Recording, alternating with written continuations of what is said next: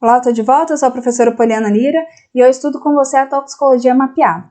Nesse momento, a gente está estudando a toxicologia social e de medicamentos e dentro dela, os estimulantes do sistema nervoso central. Já vimos o principal representante, que é a cocaína, uma droga proibida, né? Vimos mecanismo de ação, vimos toxicocinética, dinâmica, efeitos, os distúrbios que ela provoca em vários sistemas e agora nós passamos para o segundo grupo de representantes aí dos estimulantes do sistema nervoso central, são os anfetamínicos. Com certeza você já ouviu falar de uma anfetamina, tá? O que é uma anfetamina? O que são esses anfetamínicos? Os anfetamínicos, eles são um grupo de substâncias sintéticas e estimulantes, tá? Esse grupo inclui a anfetamina, a metanfetamina, e daqui a pouco você vai entender o que é essa metanfetamina. Ela tá até grifadinha aqui embaixo, se você observar a tabela, daqui a pouquinho eu dou o zoom. Então, a anfetamina, a metanfetamina e ao grupo das anfetaminas anel substituídas, como, por exemplo, o conhecido êxtase, tá? Então, o que é importante, assim, a gente já começar entendendo das anfetaminas ou dos anfetamínicos? Observe a molécula dela. Então, a gente tem um anel e nós temos uma cadeia carbônica terminada com um nitrogênio ligada a dois radicais. Olha o tanto de radical que essa molécula tem. Observe aí comigo. Nós temos 7 radicais, 7 possibilidades de substituição, 7 possibilidades de inclusão, eliminação. Então, é uma molécula muito metabolizável, digamos assim, tá? É uma molécula que a gente consegue manipular muito facilmente. A presença desses radicais acaba facilitando reações, e essas reações vão produzir subprodutos. E é justamente o perigo da anfetamina, tá? Justamente o perigo da anfetamina é a capacidade, o potencial que ela tem de produzir derivados. E desses derivados terem um poder, muitas vezes até pior, né, mais pronunciado do que o poder da anfetamina.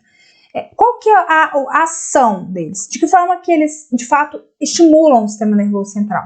A gente pode resumir a ação das anfetaminas como simpatomiméticos. Tá? O que é o sistema nervoso simpático? É aquele sistema nervoso estimulatório, aquele sistema nervoso de reação. Sabe? Quando você reage, quando algo acontece, você vai reagir contra aquilo. Então, você tem uma ameaça, você tem um animal te atacando, você tem uma situação de emergência, você reage. Então, essas reações, essa ação estimulatória, ela muitas vezes é reflexo do sistema nervoso simpático. E o parasimpático é aquele contrapeso, é aquele freio. Eu fico brincando, tem muita gente que confunde, né, o simpático com o parasimpático. Eu falo o seguinte, olha, o simpático não é aquela pessoa simpática que te estimula, te coloca pra cima, te faz agir na vida. E aquela pessoa parasimpática, aquela pessoa que não é muito simpática e tal, é uma pessoa que só te atrapalha, né? Ela só te põe, te inibe. Vamos pensar assim. Então, o sistema nervoso simpático é aquele sistema nervoso, aquele efeito estimulatório. E o sistema nervoso parasimpático, ele é mais vamos com calma, ponderação. Não que isso seja ruim. A gente precisa de um equilíbrio no nosso organismo, né? A homeostase é justamente a busca por esse equilíbrio, é o estado de equilíbrio. Então, o simpático e o parasimpático, eles precisam atuar, né, em determinados momentos. O que acontece é que a anfetamina, ela imita, por isso o termo mimético, ela mimetiza, ela imita o sistema nervoso simpático. Então, assim, ela imprime um efeito estimulatório no organismo e é justamente esse efeito que muitas vezes ele é requerido. Ah, professora, mas os anfetamínicos são muito utilizados, sempre foram muito utilizados porque os medicamentos e tal. Ótimo. O que acontece com os anfetamínicos? Muitas pessoas começaram a fazer uso abusivo de medicamentos derivados anfetamínicos que prejudicavam a vida, prejudicavam o desempenho, prejudicavam o poder de controlar o seu comportamento. Então, quando a gente fala dos das pessoas que utilizam anfetamina para ficar muito tempo em alerta, mais de um dia acordado, né, muitas horas acordado e tal, a gente está falando de um uso abusivo, porque a ideia não é essa, né? Então, mas antes de entrar na dinâmica, vamos falar um pouquinho sobre a substância ainda, sobre a molécula, tá? Porque essa molécula ela é muito rica, né? E ela tem uma questão de radicais que justifica aí o uso como o risco, né, dessa substância. Então, uma molécula única aí, né, uma molécula só, que gera todas essa primeira coluna aí, ó, a lista de substâncias que são derivadas da anfetamina, tá? Então, quando a gente fala de anfetamina, a gente está falando da beta-fenetilamina. As bancas sabem que você estuda. Eles não são bobos, eles sabem que você estuda. E eles sabem que se eles perguntarem sobre a anfetamina para você, você vai saber. Então, o que eles falam? Eles falam sobre essa molécula mãe aí, tá? Que é a beta-fenetilamina. Então, a beta-fenetilamina e os seus derivados são esses aí. A gente vai ter, primeiro, a anfetamina, como você pode observar, né? Ela tá aí na primeira linha. Ela tem, na posição de cada um dos R's, que estão representados aí, né? R1, R2 até R7, ela tem a presença de um hidrogênio, exceto o R7. O R7 a gente tem uma metila lá no final. Olha só para a primeira linha, tá? Agora, na segunda linha, além da metila ali no radical 7, a gente tem uma substituição no radical 3, uma metila, e uma substituição importante no radical 6, um cloro. E aí a gente dá origem, né, a uma outra substância derivada da fenetilamina, né, que é a clorfentermina, beleza? Clorfentermina. E aí, nisso, você vai vendo uma sequência de substituições em posições específicas aí, de acordo com a tabela, que vão originando derivados anfetamínicos. Nesse contexto aí, a gente tem um derivado importante, que é a efedrina, substituído no radical 2, no radical 4, no radical 7. Nós temos a fenilefrina lá embaixo, substituída no radical 2, no radical 4, no radical 5, no radical 7. Nós temos o fenproporex, substituído, tem um ligante grande aí, né, no radical 1, e também substituído no radical 7. Temos também a nossa famosa metanfetamina, que está grifada de vermelho aí. Por que está grifada de vermelho? Ela é substituída apenas na posição meta, tá? Então, ela só é substituída na posição 1 dos radicais aí da fenetilamina. E ela tem o maior potencial de abuso entre todas essas moléculas aí. Agora eu vou falar uma coisa para você que aconteceu e que foi um marco importante para tentar controlar, né, o consumo dessas substâncias no país. A portaria 344, ela sempre listava ali nos seus anexos o nome específico, nome detalhado ali do derivado anfetamínico. Então, ele ia lá e colocava, a Polícia Federal apreendeu mais uma quantidade de droga e não estava na portaria 344. Vamos identificar essa droga, vamos fazer um processo para alterar a portaria, para incluir aquele derivado. Aí passava um pouquinho a indústria química, né, do narcotráfico, indústria clandestina, e ela alterava um pouquinho a molécula, você viu que tem condição de alterar em 7 pontos.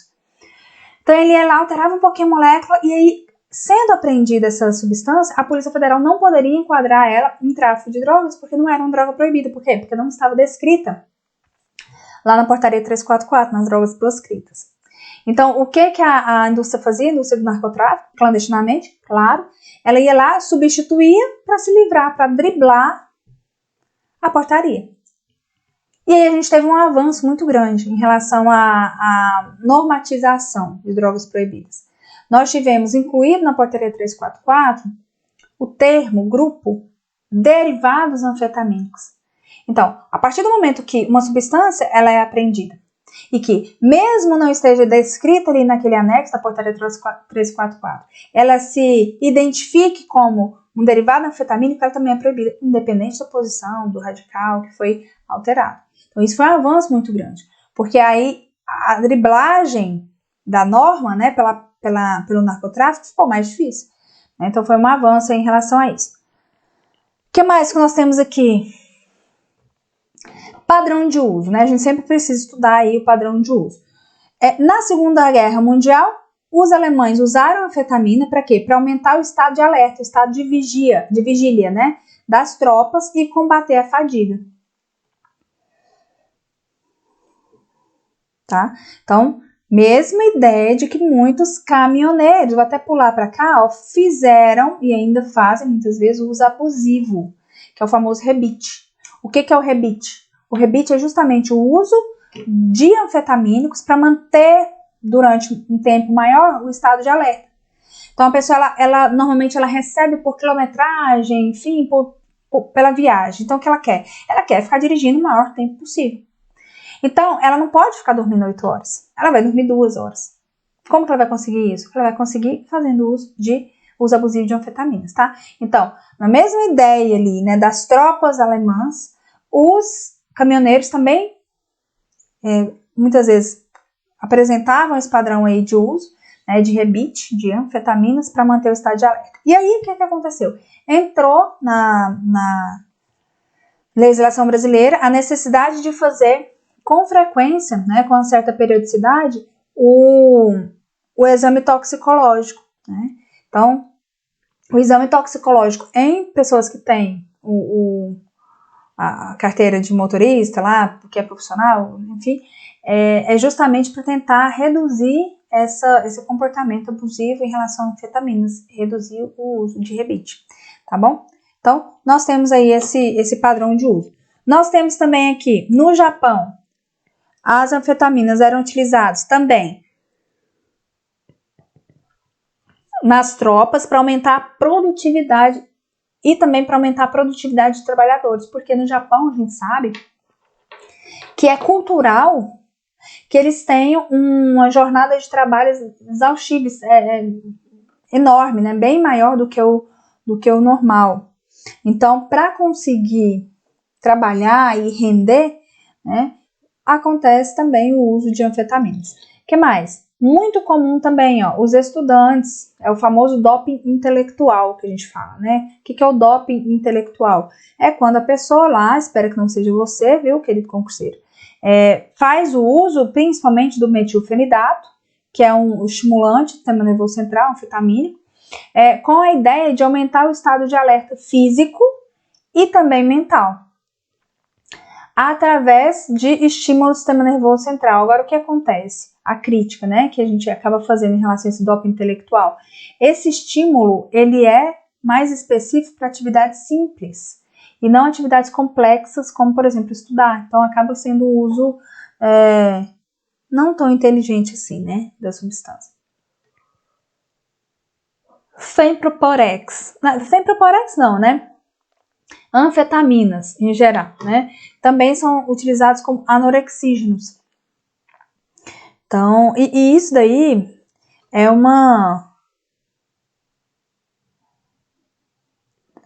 um vai e vem, né?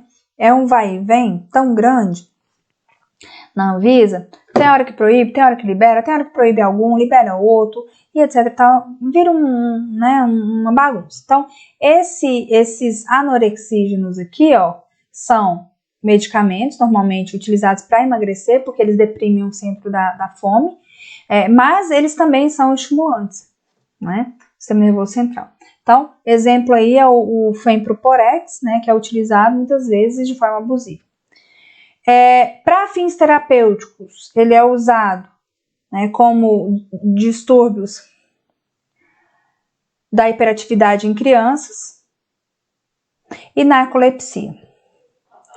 Normalmente, esse distúrbio da hiperatividade, a gente fica um pouco na dúvida, né? Porque se você for parar para estudar o mecanismo de ação, você fala assim, não faz sentido. Porque o negócio é estimulatório. E a pessoa, teoricamente, hiperatividade, ela já está hiperativa. Então, como você dá um estimulante para uma pessoa que já está hiperativa? A ideia é justamente essa, é você estimular mais ainda para o próprio organismo da pessoa fazer aquele efeito de contrapeso, né, e entrar num nível normal de estímulo, tá? O que acontece é que pessoas que não têm o TDAH, né, e que usam medicamento, acabam recebendo só o estímulo. Como elas já não têm a hiperatividade, elas não vão ter esse efeito que a pessoa portadora ali do problema realmente tem. Então, é mais uma crítica que a gente faz. E também a presença de anfetamínicos em formulações de descongestionantes nasais. Então, efedrina aí, por exemplo, né? Normalmente são regulados pela portaria 344. Então, às vezes você olha lá nos anéis da portaria, né? Nossa, por que regula uma substância tão inofensiva assim, descongestionante nasal, né? É porque ele tem também alta capacidade de provocar dependência. Não sei se você já viu, se você conhece ou se você é uma pessoa dependente de descongestionante nasal, mas tem gente que é, né? Tem gente que se sente mal mesmo, fica agoniado, quer usar, precisa usar, porque já adquiriu a dependência. Então, descongestionantes nasais são também derivados de anfetaminas, podem ser, né?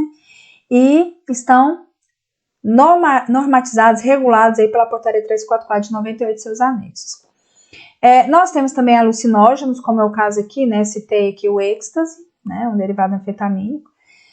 E nós temos aqui algumas formas que são fumadas, né? Ice drops, chalk, speed, me, glass e crystal ice, né?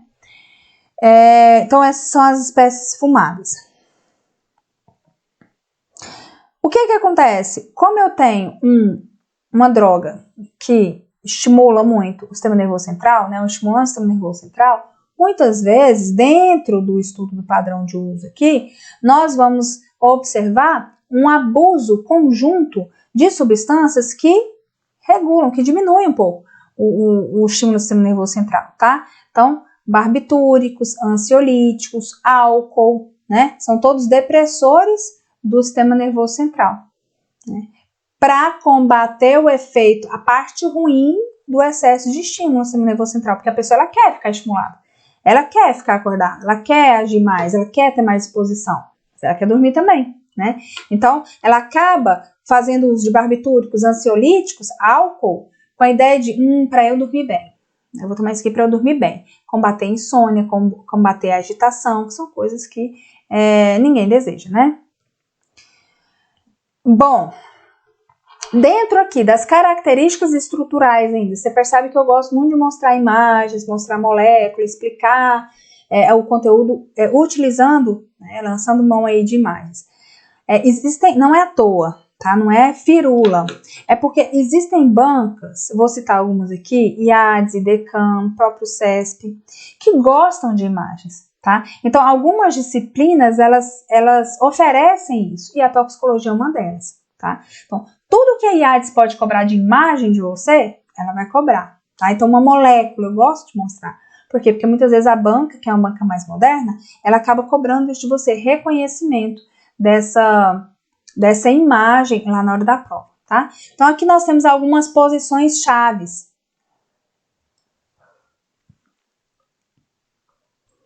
Da molécula, tá? Posição para, a posição meta do anel benzênico e a posição beta da cadeia lateral. Então, aqui nós temos a metanfetamina. Aqui é a metanfetamina. Aqui, representado por B, nós temos a anfetamina. Então, você observa que a diferença entre as duas, basicamente, é só isso aqui, ó. Essa metila aqui. Isso que faz tudo mudar, tá? Nós temos na posição C, e aí também a gente não precisa nem preocupar, né, com as outras formas aí, que não tem tanta aplicação não, tá? Mas a anfetamina e a metanfetamina acho que são as mais cobradas. Então, a diferença estrutural entre elas deve ser observada por você, tá? Vou dar um zoom aqui para você, você observar direitinho como elas são semelhantes. E que o que vai mudar realmente vai ser o substituinte ali na posição meta. Bom, e aí como toda droga, é o que eu costumo falar, a gente não pode ficar aqui falando de coisas boas, né? A gente precisa explicar na plenitude os efeitos dessas drogas. Então, nós vamos falar agora de alguns efeitos tóxicos das anfetaminas. E aqui entra a anfetamina, droga proibida, a anfetamina, medicamento para terapia, a anfetamina, medicamento sendo utilizado de forma abusiva, tá? Então, de forma geral, ela possui alguns efeitos tóxicos. Esses efeitos tóxicos, olha, eles são classificados pela severidade da intoxicação. Então, eu vou perceber ali, ó, uma agitação, irritabilidade, insônia, tremor, hiperreflexia, sudorese, midríase e rubor. Isso se eu tiver uma intoxicação, digamos aqui, leve, tá? Uma cruz. Agora, se a intoxicação for um pouquinho mais importante, né, 2 cruzes, eu vou ter a hiperatividade, a confusão, hipertensão, taquipneia, taquicardia, extrasístoles, né? Febre fraca e sudorese. Se eu tiver uma intoxicação aqui mais importante ainda, com 3 cruzes, aí já vai aparecer um delírio, uma mania, autoescoriação, hipertensão pronunciada, taquicardia e arritmia. E no meu mais alto nível de severidade aí da intoxicação, eu já vou atingir o delírio, mania, autoescoriações, hipertensão pronunciada, taquicardia, arritmia, hiperpirexia, acidemia, falência renal, convulsão ou coma, colapso circulatório e até morte. Tá? Principais manifestações clínicas, principais efeitos tóxicos: efeito cardiovascular, efeito neuropsíquico. Né? Então, 2 justificativas importantes de muita cautela aí na liberação dessa droga, e por isso que a Anvisa vive mudando de ideia. Ela normatiza e ela mesma muda de ideia, né? Volta atrás. Em relação ainda aos anfetamínicos, precisamos estudar a toxicocinética. Vamos falar de absorção? A anfetamina é bem absorvida pelo trato gastrointestinal com pico de concentração plasmática de 1 a 2 horas, sendo o metilfenidato tendo um pico após 3 horas. É aquilo que eu falo. A pessoa ela vai fazer o doping intelectual, né? Ela vai usar o medicamento para ter uma performance melhor nos estudos. Beleza. Ela tem que estudar pelo menos 3 horas, tomar medicamento, estudar pelo menos 3 horas para começar a ter, assim, para ter um pico de concentração máximo, né? Então, enfim, não dá para entender muito esse padrão de uso, mas é um uso abusivo, é um uso errado, né? Não precisa ficar falando aqui. E que muitas vezes não se justifica nem pelo mecanismo de ação e nem pela questão da toxicocinética, né? Distribuição. A capacidade de ligação a proteínas plasmáticas ela é baixa, 15% para anfetamina e metilfenidato e 34% para fenfluramina. Só que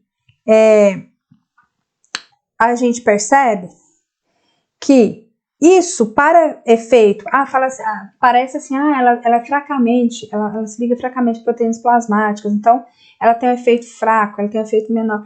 Pelo contrário, como ela se liga apenas 15% a proteínas plasmáticas, então eu tenho que 85% está livre para agir, né? Então é uma droga muito ativa. Mesmo na forma ionizada, ela passa rapidamente pela barreira hematoencefálica por meio de transportadores especiais. Então, ela não vai passar livremente pela bicamada lipídica, até porque ela está na forma ionizada, né? Mas mesmo nessa forma, ela, por meio de transportadores especiais, ela acaba passando. Biotransformação acontece primordialmente no fígado, né? E tem como metabólitos a própria anfetamina inalterada e a metanfetamina. O metabólito do metilfenidato, especificamente, vai ser o ácido ritalínico, tá? Ácido ritalínico. Cuidado com esses metabólitos. É interessante lembrar, viu? Tem banca que adora nome de metabólito. A parte de biotransformação na toxicologia é muito importante. Por quê? E aí a gente tem que ligar aqui os fundamentos ao módulo que a gente fala de analítica, né? Por que eu tô falando para você que você tem que valorizar o metabólito? Porque quando a gente fala de toxicologia analítica, o que a gente está buscando em uma matriz biológica, por exemplo? O que a gente está buscando no fio de cabelo? O que a gente está buscando na urina? O que a gente está buscando no sangue? A gente está buscando um metabólito, né? Ou a própria droga inalterada. Então, eu preciso saber, e a gente vai ver isso na analítica, qual é a amostra biológica que eu vou querer Isso vai depender da finalidade. Eu quero saber se a pessoa está em uso, eu quero saber se ela fez uso recente ou eu quero saber se ela faz uso crônico. A resposta dessa pergunta vai me orientar em relação à escolha da matriz biológica que eu vou trabalhar. Tá? Então, quando eu conheço qual é a matriz, o que eu estou buscando nessa matriz, qual é o meu analito, né? Normalmente é o metabólito. Eu quero saber se a pessoa morreu, né, de overdose de cocaína. Vou lá, vou identificar os metabólitos da cocaína. Poxa, achei aqui, ó, éster de metil-anhidroequigonina. A pessoa estava fumando crack. Né? Então, a resposta da investigação, né, da análise, ela vem justamente do metabólico. Por isso que a biotransformação ela é muito importante no estudo de toxicologia. E a excreção aqui, ó. Após a conjugação com sulfato, a porcentagem de eliminação na urina depende do pH da mesma. A cada unidade de pH que aumenta, quanto mais básica a urina, ocorre um aumento de 7,5 horas na vida plasmática, isso em média. Então, quanto mais básica for essa urina, mais tempo essa anfetamina vai ficar circulando, maior vai ser o tempo de meia-vida plasmática dela. Certo? E aí, para finalizar, a gente fala da toxicodinâmica, né? A gente precisa falar da toxicodinâmica. Elas atuam como aminas simpatomiméticas, que é o que a gente conversou, nos receptores alfa e beta adrenérgicos. Apresentam potência variável de acordo com a estrutura, porque nós vimos que a estrutura ela pode ser modificada em vários radicais, né, de várias formas. Então, dependendo da estrutura que ela assumir, ela vai ter diferentes efeitos, diferentes potenciais, né? A anfetamina, ela aumenta a liberação de neurotransmissores adrenérgicos, né, que vão promover um aumento do sistema nervoso, dos efeitos do sistema nervoso simpático, né? Esses neurotransmissores ficarão disponíveis nas fendas sinápticas, promovendo, então, esse aumento do estímulo do sistema nervoso central. E inibe a recaptação. Então, olha, acumula, tem um neurônio aqui, eu tenho um neurônio aqui, eu tenho um neurotransmissor aqui, sendo liberado pela anfetamina, e além de ser liberado, não deixa esse neurotransmissor retornar para o neurônio pré-sináptico, tá? Então, ele aumenta a liberação do neurotransmissor e inibe a recaptação, ou seja, prende o neurotransmissor dentro dessa fenda sináptica, promovendo um aumento do sistema nervoso central. E eles inibem também a MAO, a enzima chamada monoaminoxidase, que destrói a norepinefrina e a serotonina. Ou seja, eu tenho aqui, dentro da fenda sináptica, uma maior oferta de neurotransmissores, porque o medicamento oferece isso. Eu tenho uma redução da recaptação, ou seja, prendendo mais ainda esses neurotransmissores na fenda sináptica. E eu ainda tenho uma destruição da enzima, uma inibição da enzima que destrói esse neurotransmissor. Então, eu vou prender mais ainda esse neurotransmissor na fenda sináptica. Então, são efeitos que se somam e que convergem para o estímulo absurdo do sistema nervoso central. Por isso que a pessoa fica, às vezes, quase 2 dias sem dormir, tá? Às vezes, mais dias sem dormir, tá? Porque é um estímulo absurdo. Beleza? Bom, então, assim, espero ter falado tranquilamente aqui para você, espero ter falado português para você, quero facilitar, pelo amor de Deus, não quero dificultar para você. Então, eu espero ter falado direitinho aqui com você em relação a drogas estimulantes do sistema nervoso central, pelo menos os principais. A gente tem outros, inclusive, que não são proibidos, por exemplo, a cafeína, né? A cafeína é uma droga estimulatória que não é proibida.